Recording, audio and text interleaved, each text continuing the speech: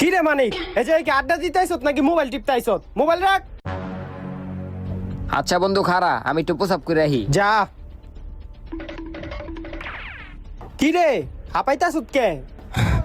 আরে বেটা আমগো লগের মানিকে তো মইরা গেছে গা।